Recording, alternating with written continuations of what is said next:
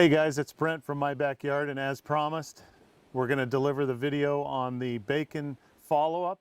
Ron Ross was gracious enough to have us out at his cabin in Davis Bay, Washington, and now we're going to cover some of the finer points of bacon and answer all your questions. So Ron, thanks for having me. No problem. Glad to be here, and I want to thank everybody for their overwhelming response to our bacon video. We've been getting a lot of hits on that, and really glad you're enjoying it. Yes, and don't forget to subscribe. I'll take care of that one for you. All right, Ron. Some things we talked about when we were setting this recording session up. You wanted people, when they are trying bacon, to do it the first time just based on watching our video. What are some of the tips you want to give them? The first tip is start with a small amount of meat. I would say no more than 5 pounds. Most of your butts are probably going to be around 10 pounds. So if you take one of those, slice it in half. Only use 1/2. That'll give you, figure out if you like the basic recipe that I've given you. Adjust your brining times for saltiness and the like. So don't start doing 40 pounds at a time in case you don't like it. Once they find a recipe that they really like, what's the key? The key to finding a recipe that you really like is from the first time you make it until the last. Keep notes on what you've done in your procedure, different amounts of salts or other spices you've used. And that'll really help you dial in to get it exactly to your own personal taste. And get some repeatability. Yep. Have you ever made any mistakes? I make mistakes all of the time. I've set smokers on fire. I've oversalted stuff. So, you know, like Babe Ruth once said, don't let the fear of striking out keep you from playing the game. So I urge you to try it. Even if you don't have good results the first time, try adjusting the recipe and try it again. All right, thanks, Ron. And with that, let's get on to the questions. First question comes from George Thomas. Great how-to. I use pork shoulder, but never thought about making bacon from it. I can stop work for the day. I learned something, LOL. I hail from Oklahoma. Well, we hail from Washington State. I'm out here, like I said, Seabeck, Washington. Yeah, pork shoulder works great. It's leaner than using bellies and a lot cheaper. I paid $1.55 a pound for my last pork shoulder, or butt as it's called. It's also still in the shoulder. And I paid $2.55 a pound for my pork belly. So about half price using the pork shoulder, and I like it better myself. Okay, before we go to the next question, Ron, what is it we're drinking here today? This is some sort of single malt scotch. Oh, okay. Just Valentine, I think, 12-year-old. Grabbed one off the rack. All right. Rob Black asks, I literally just made up 2 pork belly sections today from a recipe I saw on YouTube, but that recipe does not include nitrate as it was just brown sugar and kosher salt. 2 pounds brown sugar to 1 cup kosher salt. When I was picking up the kosher salt, I also got a package of Morton's Quick Cure. Is that the same thing? Should I redo the rub, adding in the Quick Cure stuff? Because after watching several of these, I'm starting to worry about botulism. This is a dry cure, not in bags, just rubbed, covered and sitting in the fridge. This is my first attempt at bacon, and I don't want to kill myself. Rob, we don't want you to kill yourself either. So, first of all, there's a difference between nitrates and nitrites. Number one, in a short cure time, you want to be using nitrites, not nitrates. So cure number 1 is a 6.25% sodium nitrite mix. The Tender Quick is a mixture of both nitrates and nitrites in lesser amounts. It could be used to rub, and he could probably salvage it. I'd really recommend that he just takes it out and starts over again and uses the cure number 1 in it. You should always practice safe meat handling practices, you know, keep the meat cool, keep your hands clean, things like that. And that'll really help. But safest bet is to start over and do it again. It shouldn't affect it only being 1 day. Okay. DC Crush 1970. Hi, great video. One question. Do you need to worry about the temperature when you're air dry, or is it cured enough that it doesn't matter? Thanks. You're cured enough that it doesn't matter much. I'd say anything below 70 degrees or even 75 degrees, as long as it's not in the direct sunlight, will work. You're only drying it for about 12 hours, so I don't worry that much about it. Cooler's fine, you know, probably 50 or 60 degrees is pretty close to ideal for air drying. I've hung some of mine now outside if it's cool enough. Just put it in a meat bag like you'd use for a quarter of deer or something like that. Basically a cheesecloth bag. If you're hanging it outside, that keeps the insects out of it, and hang it high enough you don't have to worry about the neighbor's dog getting it or something. Okay. D'Artagnan Taff asks, I like the pepper on my bacon. Can you add more after rinsing and before smoking?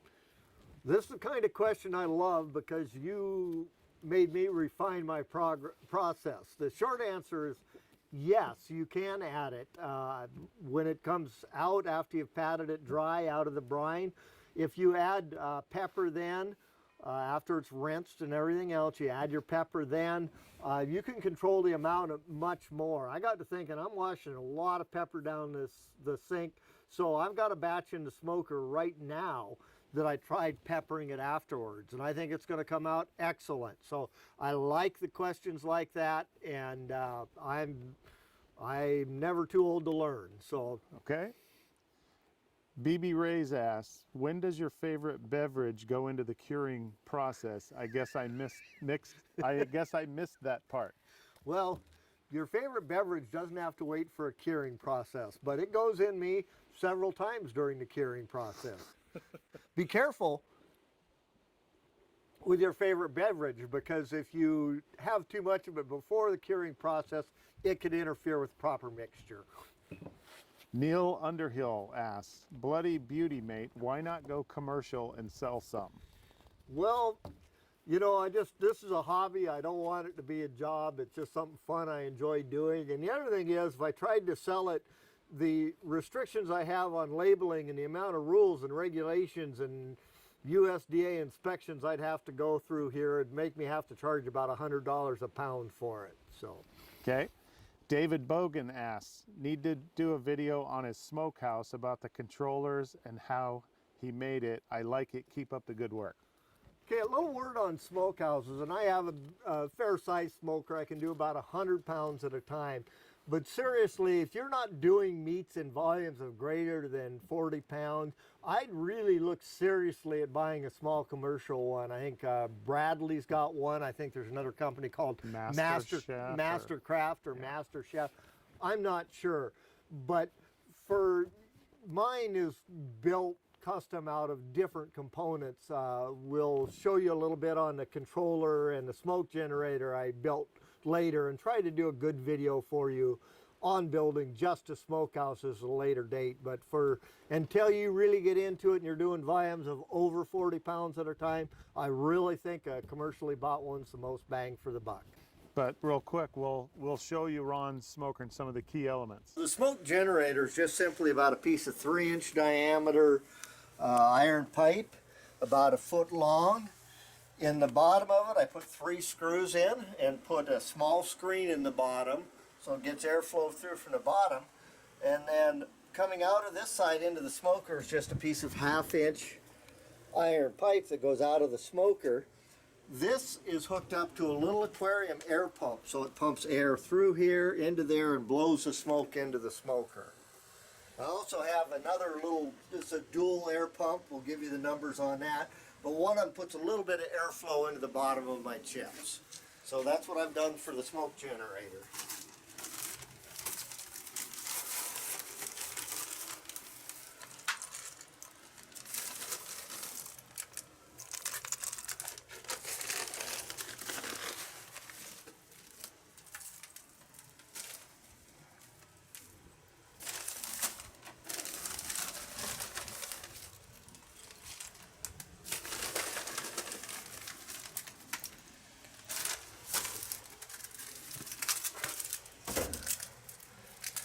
And just put a little lid on it, and we'll go see what she's doing inside now.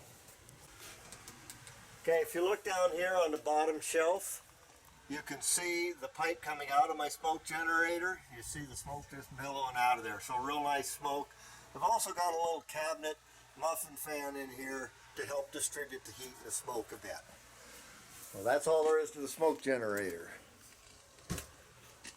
For a controller, and I'm sorry this looks pretty bad, but the only thing I'm using for a controller right now is this Bayite controller, and it will control both heat and cooling in the same unit. So this is the same controller that I use in my dry aging case. So this is just a great thing. All I do is I've wired in an outlet, a 4-gang outlet here. Good heavy extension cord, 10 gauge, so I can get some distance on things.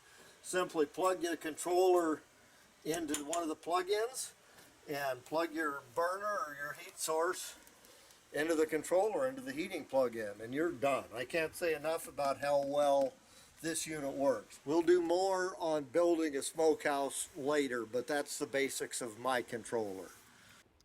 And we're back. Henry Moreland asks, thanks for showing a tray of that, some stale bread, and a glass of Glenfiddich. Yep. Yep. Yep, that's the answer to that one. Craig Soder, some things are just easier to buy on sale for $3. Well, I'm assuming that his comment is meant to say it's not worth it monetarily. yeah, and it is. I was at the store today and I bought the cheapest pack of bacon from a national manufacturer I could find. It was $4 a pound. My belly bacon, my cost for this are about 60 cents a pound for the spices. You do have a little bit of shrinkage, but overall, I'm coming in this at less than $2.50 a pound on the shoulders and less than $3 a pound on the belly. It is a far superior product, and we'll show you why at a segment here a little later in this video when we start frying some of it up. Okay. Jim Elmore says, really? Why didn't you fry some up for us to see? You get to the best part and stop. We're guilty. Yeah, we're guilty. We spent 9 days doing this, putting this video together, the other video, and then we stopped before we It was late eat at night. It was dinner time, but I promise I'll show us frying some up this time. Yep. Okay, Neil. Oh, we already had Neil. I had him in there twice. Jack Mehoff. I'm assuming that's from the Richard Pryor movie from the early 80s when he was a prisoner of war in Vietnam. Didn't see it. I've had bacon that tastes like ham. Do you know what makes them taste differently? I think the main thing that makes them taste differently is the fat content of the meat. Hams are very lean overall, just a small layer of fat on it, where the bacon or the butts have more fat in them. Your pork butts, shoulders will taste much more like ham. So that's about the best of it. Basically, they use the same ingredients other than that. So Jeanette Norton asks, do you ever use the jowl for bacon? It is mighty tender and lean. Thanks for the video. Very informative. I personally have not used jowl. I know that it can be done, so that's certainly something that you could experiment with on your own. The thickness of the jowl is something I'm not familiar with, so you may have to adjust your brine times to get it to the proper degree of cure. Make sure it's firm to touch, like a well-done steak. Okay, Robert Maddox asked, and John Woody answered his question, but I'll let you take them both here. If you left the meat in the refrigerator to brine for longer than 10 days, would it spoil anything or would the meat still be good? I was wondering if you could do this with moose, deer, or antelope, ham, and shoulder. So two questions there, one the 10 days, one the other kinds of animals. John Woody answered, spoiled meat comes only when you're not working clean to start or with not fresh meat. Curing time is minimum 1 day per centimeter meat thickness. Longer is no problem, too short is. Of course, you can make it with moose, deer, or antelope. So I disagree with that, respectfully disagree with that comment on some levels. Number one, if you leave it in there longer than 10 days, your chances of it becoming too salty are very, very good. I've come up with batches on my own at the 5 to 10 day mark that I've ended up with being too salty. Once you get too much salt in it, it's tough to get it out and get it adjusted back to the right level. So I would say everything I've done, everything I read, the best method is to touch it with your finger, and when it's good and firm, it's cured. So as far as the game meats go, I'm sure you could do it, but I'm thinking that it's really going to end up dry. You know, there's no fat in most game meat. I do a lot of hunting, and I use game meat like that. I'll make, put it in my sausages later, mixed with a lot of pork butt. Right, very lean on the game. Deborah Kraus, thanks for the video. I enjoyed it and learned some new things. Well, we're happy you learned some new things. That's why we do these videos, is to show you how simple this stuff really is and to encourage you to try it at home. Great hobby, and you get great food out of it. Bragging rights. Bragging rights also. Dwayne Hanicki. And sometimes you can get people to split your firewood for you in exchange for bacon. Dwayne Hennick or Hennicky. Ew, that's a lot of sugar. I measure everything and put it in straight in 2-gallon bag. Take the belly out of the vacuum seal and it goes straight to the 2-gallon bag. 7 days later, it goes straight from bag to smoker. Can't stand to wash. All my seasoning down the drain. I have tested both and can see no difference in drying the belly before smoking. 190 gets you there quicker with plenty of smoke flavor and minimal rendering. Also, I like apple with cherry and a hint of mesquite. So this comes back to personal choice. Now, I'd be leery about not rinsing. I would rinse my bacon. If you don't rinse it on my recipe, I just promise you it's going to be too salty for you. So if it works for them doing it that way, that's great.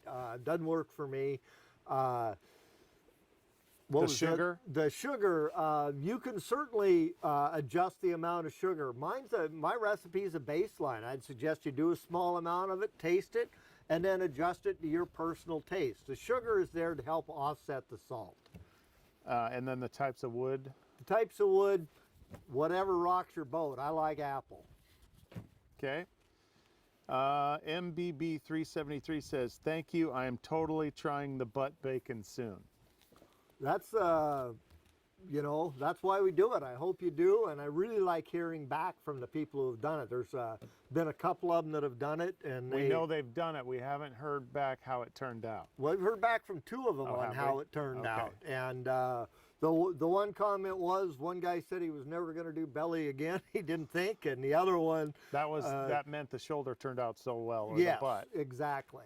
And the other one was effing fantastic. I don't know if we got a bleep part of that or not, but so the 2 responses we have had have been very positive, okay. And we'd love to hear from you after you make it with your suggestions or thoughts. Absolutely.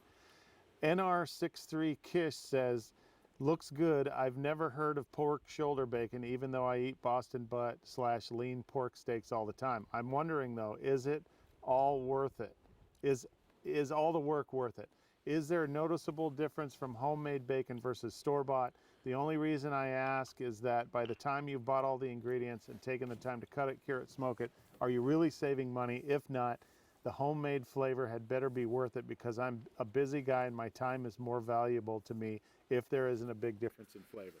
We're going to address time first. It might take you a half hour to brine up a 5-pound piece. It might take you an hour to brine up 40 pounds of it.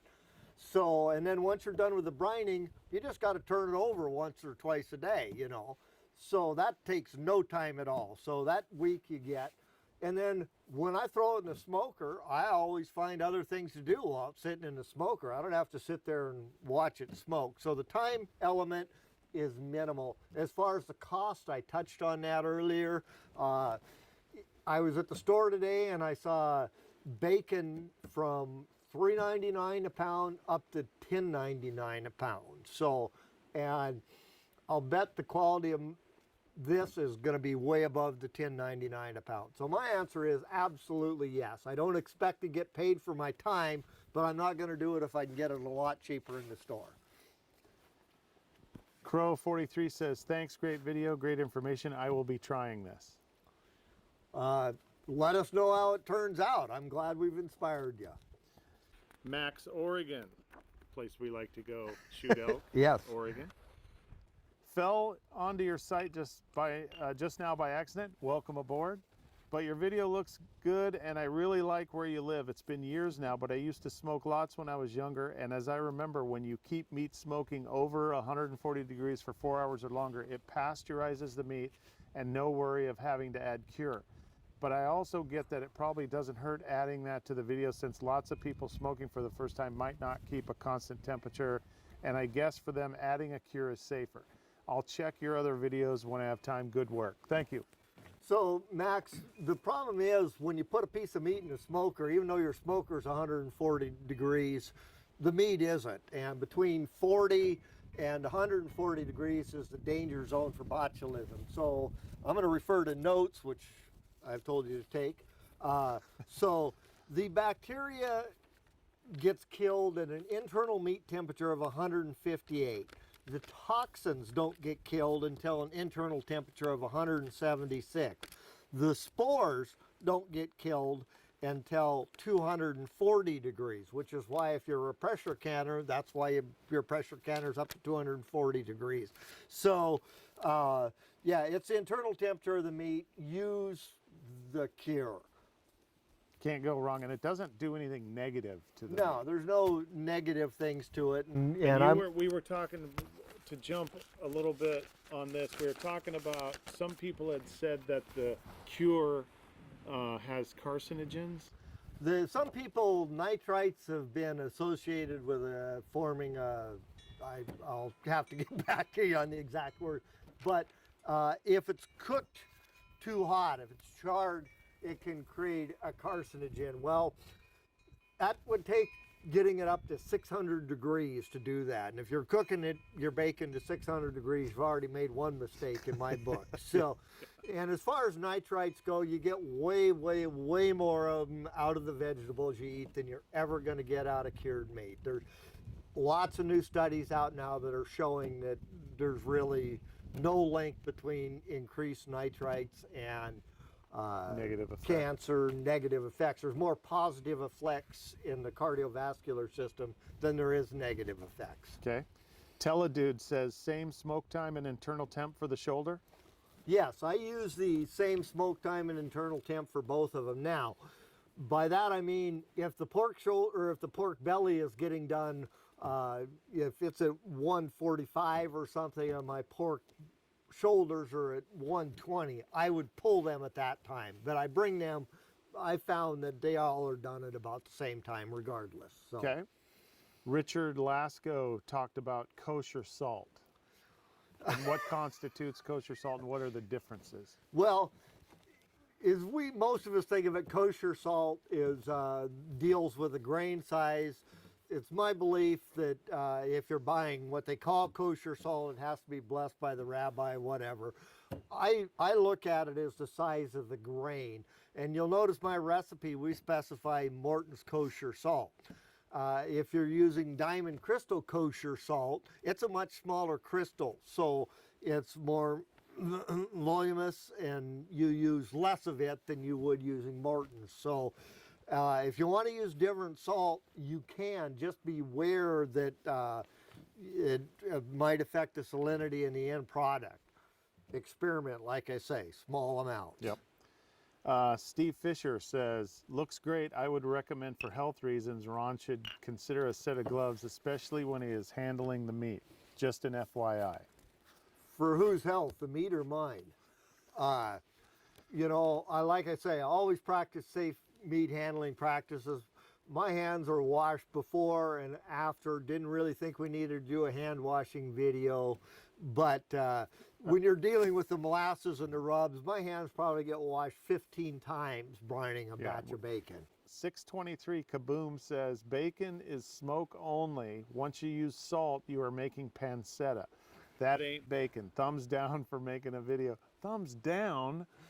Thumbs down for making a video about bacon when you actually made pancetta. Never salt bacon, only smoke it.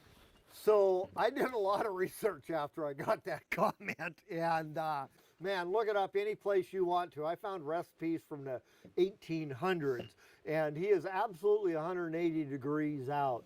Bacon is always cured and smoked. pancetta is always just cured and never smoked. So, you know, appreciate your input, but He might have been hitting the scotch. yeah, when he wrote might that. have had too much of my favorite beverage before he wrote that comment. And a whole bunch of you said, looks good, thanks, and other kinds of complimentary comments. Thank you. I mean, the reason why we're doing this is to bring it to the people, and obviously at 80,000 and counting as of today. What's the date today, Ron? 12th, 19th of, this is the 19th, sorry, 18th of October, Friday, the I 18th thought of it was October. the 20th or 21st. But Saturday no. was the 12th, Okay. so It's the middle of October, yeah. 2/3 of the way through. right, 2019. So we're gonna do a lot more of these. Trust me, we'll do a tour of the cabin maybe as part of this, Yeah. and you'll see that Ron has this place set up on the beautiful shores of Stavis Bay in the Hood Canal in Washington. There are clams and oysters down on the beach. He has a gorgeous outdoor cooking area with several built-in grills, running water. We have the best meals of the year out here at the cabin. Yeah, and you know, really appreciate the compliments on the video. Really hope you try it. And if you have any questions, if you're a subscriber and you've asked the questions, we'll get back to you as soon as you can. And if I don't know the answer from personal experience, I do a lot of research on it before I answer it. So these are not half-assed guesses I'm leaving you. Okay, so that is it for the bacon questions. We had 3 items we wanted to touch on. If you haven't seen it yet, me and Ron smoked and canned some oysters a couple years ago, and that video's been sitting there for a while. We'd appreciate some views of it.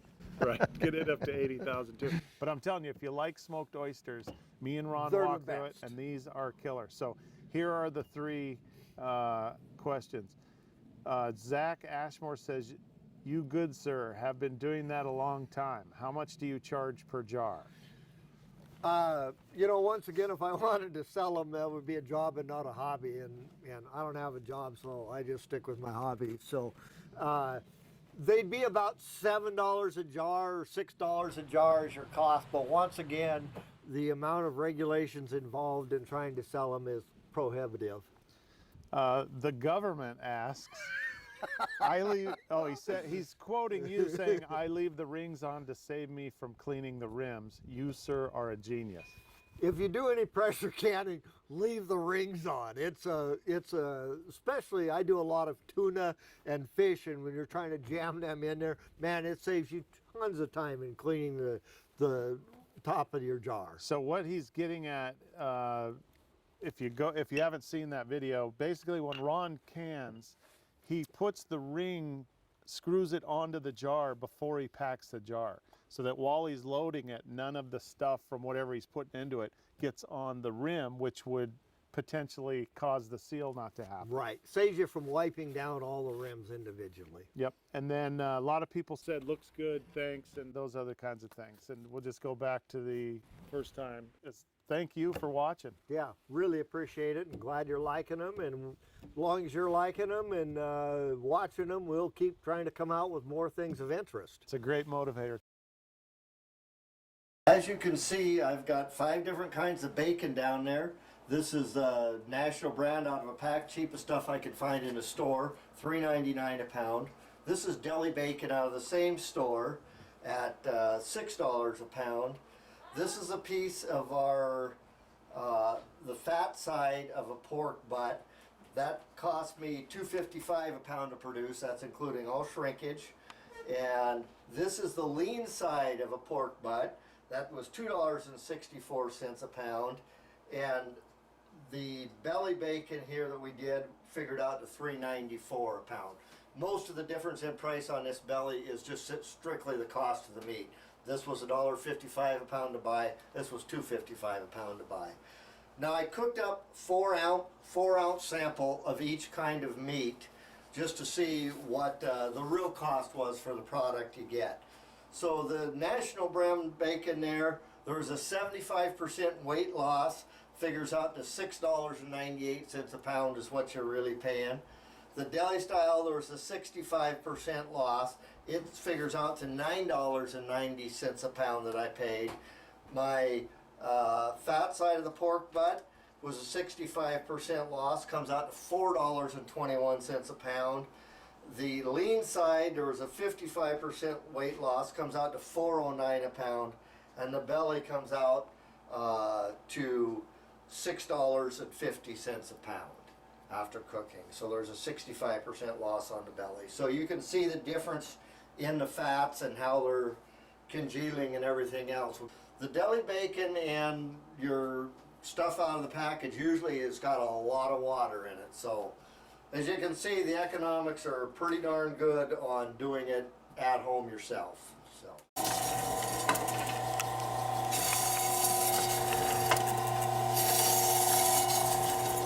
Well, everybody complained that we didn't show us frying any up, so now we're frying some up for you. So this is a piece of the fatty side of a butt, this is a piece of belly bacon, and this is a piece of the lean side of the butt. So I like cooking it really slow and just nice and easy, just render it out gently.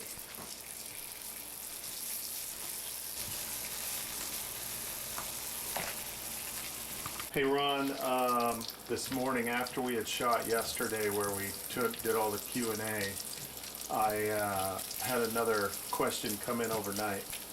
And this is from Eric J. He says, your narrations make me wonder if axe murderers make bacon, LOL. This is a very, very good video, and your instruction is great. I also envy your location and backyard.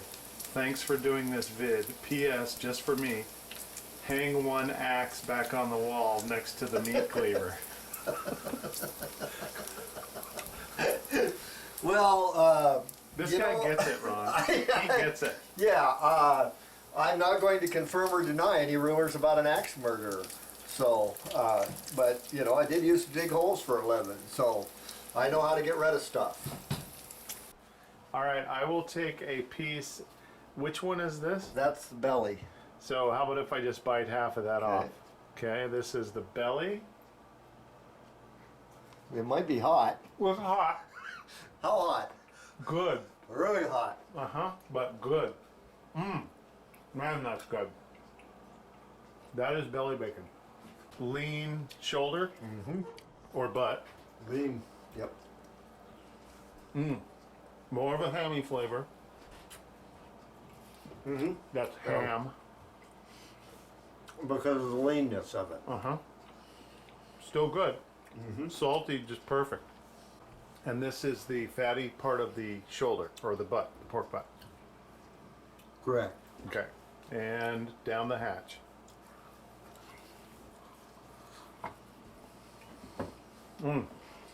Wow. Oh, it came out good enough for me. Home run. I think it's time to hit one of those 12-year-old scotches. All right. Thanks, guys. We'll see you on the next adventure.